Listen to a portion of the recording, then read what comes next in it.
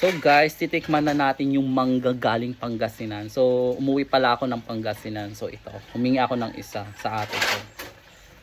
Ayan. Bango.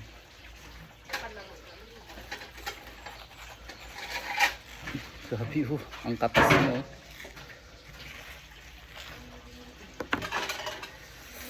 Charan! Diba? Tikman natin kung matamis din ito.